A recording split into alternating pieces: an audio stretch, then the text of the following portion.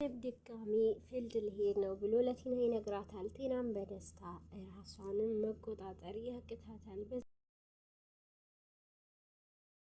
መሀል ሮጥ ብላ ለዳኒ ልትነግረው ስትሄድ ከዳኒን ጋር ዳኒ አሁን በቃ በጣም ደስተኛ ነኝ ብላ ትነግረዋለች። ምን ተገኘ? አሁን ምን የምስራች ነው ምነግርህ? አሁን በዚህ ሰዓት በቃ በጣም ደስተኞችን እንሆናለን ብላም ትለዋለች። ምን ተገኝቶ ነው ንገሪኝ እንጂ እያላትም ቲናም ካሌብ እኮ ፊልድ ሊወጣ ነው ብላ ትነግረዋለች። እሱ እኮ ለመጀመሪያ ጊዜ እኮ አይደለም ይሄዳል ሁሌ አይደለ እንደ ይላታል። እሷም ይሄ እንኳን እንደሌላ ጊዜ ሳይሆን ረዘም ላለ ጊዜ ነው የሚሄደው ብላ ትነግረዋለች። እና ምንድነው ይሄን አክል ከሆነ በጣም ደስ ይላል ብሎ እሱም ይደሰታል። የምንፈልገው ነገር ማሳካት እንችላለን አይደለ ብሎ ይላል። በዚህ መሀል እሷም አዎ ሁሉም ነገር ወደ ራሳችን እናዞራለን ብላ ይስማማሉ። ካሌብም አሁን በቃ ልትሄድ ነው በጣም ትናፍቀኛለህ ትለዋለች። እኔም ትናፍቀኛለች ግን አሁን ሁሉንም ነገር በእናንተ ነው ጥዬ የሚሄደው ብላም የአባቱም ነገር አደራ እያላት አባዬን አደራ እያላት ቲናም ችግር የለም ሁሉም ነገር እኔ እንከባከባለሁ ትላለች።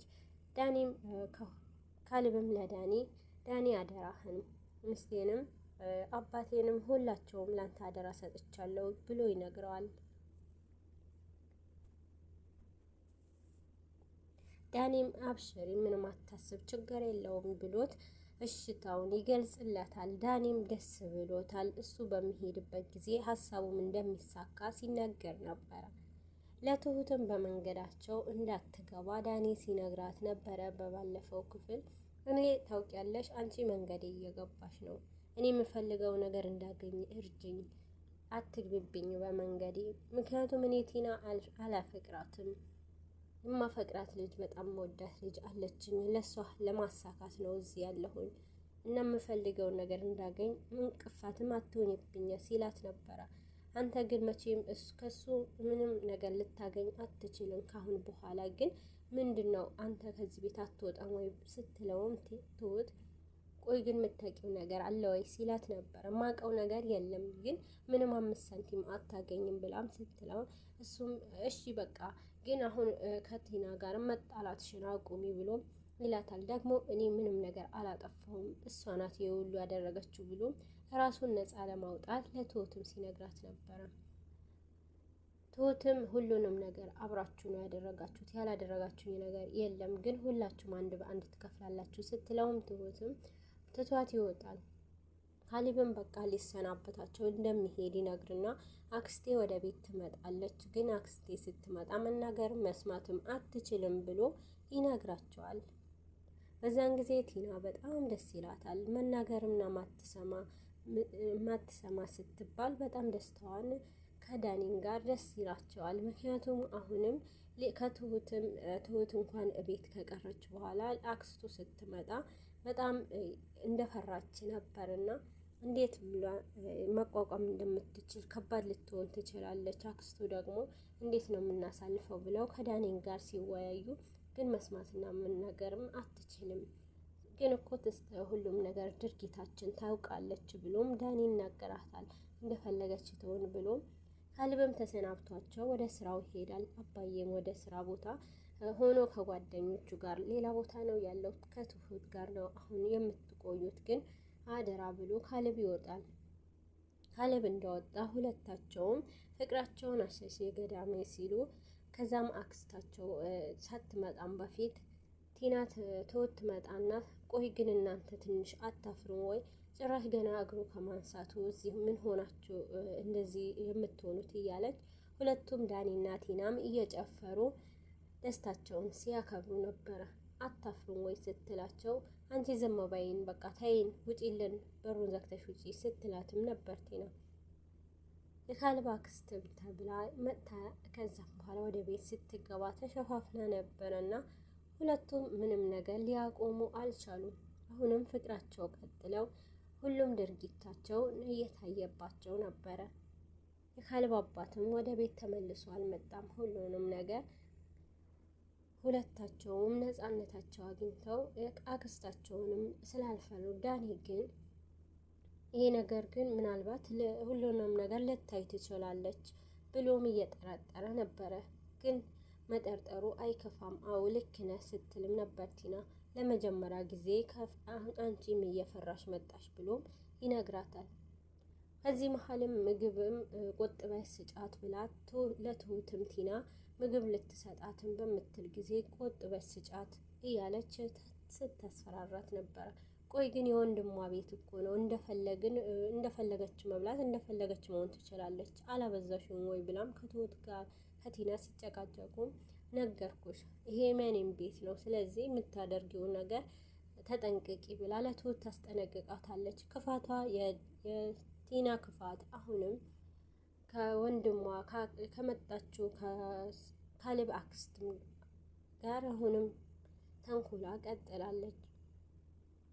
ሁለቱም በተቀመጡበት ሳሎን ላይ በተቀመጠችበት ሁለታቸውን ፍቅራቸውን ሲገላለጹ አሁን እኮ ዳኒ አሁን በቃ ሁለታችንም ናፍቀኸኝ ነበረ፣ ደግሞ እስከሚመለስ ድረስ እነዚው ዘና እንላለን፣ ጊዜያችንን እናጣጥም ስትልም ይህ ሁሉ ነገር ቁጭ ብሎ እየተሰማላቸው ስለነበረ የካሌብ አክስትም ሁሉንም ነገር ትሰማ ነበረ። ሁለታቸውም በዛን ጊዜ ተናዳ ቲናም እየሰማቸው ያለ ጊዜ ጎትታ ወደ ኩሽና ታስገባትና ካሌብ አክስትም ይሄ ከአንቺ ጋር ትቀመጥ፣ ወደ ሳሎን እንዳትመጣ፣ ደግሞ ልንተኛ ነው መኝታ ክፍላችን ማንም ሰው እንዳይመጣ ብላት ቲና ማስጠንቀቃ ትሄዳለች።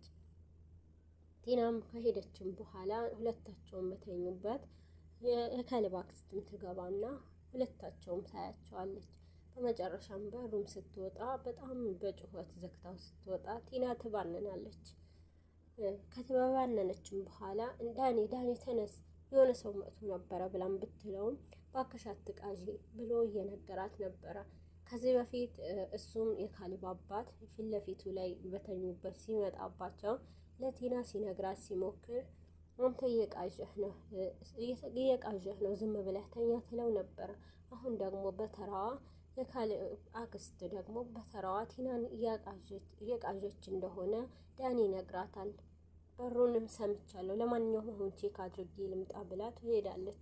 ስትሄድ የካሌብ አክስትም ሳሎን ላይ ቁጭ ብላ ስለነበረ ከዛ ጎትታ ቲናን ጎትታ ትሁት ጋር ታስገባትና እቺ ሴትዮ ከዚህ እንዳትወጣ፣ ደግሞ ምግብ ስትሰጫት ለእሷ ነው የምትሰሪው፣ እሱ ምግብ በስነ ስርዓት ትንንሽ አድርገሽ እንዳታባክኝ እያለች ተቆጥታም ትናገራለች። አሁን ግን የበዛ መስመርሽ እያለፍሽ ነው፣ እንደፈለግኩ ባደርግ አያገባሽም፣ አንቺ ግን በሁሉም ተቆርቁረሽ ትደርሻለሽ ወይ ብላት ለትሁትም ትቆጣታለች።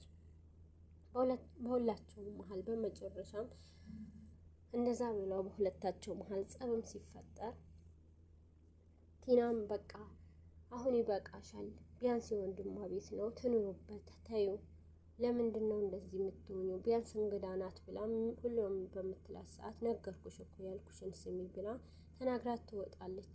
በመጨረሻም ይሄ ሁሉ ድርጊቶቹንም ሲያይና ሁሉንም ነገር ሲሰማ የነበረውን የካሌብ አክስት የነበረችውም ካሌብ ነበረ። አሁንስ በቃኝ ብሎ የተከናነበውንም ሁሉንም ነገር ግልጥ ሲያደርግ ትሁትም ትጮኻለች በድንጋጤ ማናቸውም። ካሌብ ግን አሁን ሁሉንም ነገር ከአቅሙ በላይ ስለሆነ ሁሉንም ነገር በአይኔ ሊያቸው ብሎ እየሰለላቸው ነበርና አሁን ግን ሁሉም ባይኑን አይቷል። ቲናም ሁሉም ነገር ስላልገባት አሁን ላይ ግን ከበፊቱ ጀምሮ እየቃዠ እንደነበረ ስትነግረው የነበረው ለዳኒ ነበረ። አሁን ግን ደግሞ በተራዋ እሷ ቅዠት ሆኖባት ካሌብ እንደ አባቱም በተራው እሷንም ለመሰለል እየሞከረ ይገኛል። ካሌብም በመጨረሻ እውነቱን በአይኑም ስላየ ሁሉንም ነገር ይፋ ሊያወጣው ወይስ ሌላም ነገር እያቀደል ልክ እንደ አባቱ እሷም እንደ ጎዳችን እኔም እንደ አባቱ እኔም እንደዛ አደርጋለሁ ብሎ ያስብ ይሆን አይታወቅም። ቀጣዩን ምን ይሆነናል?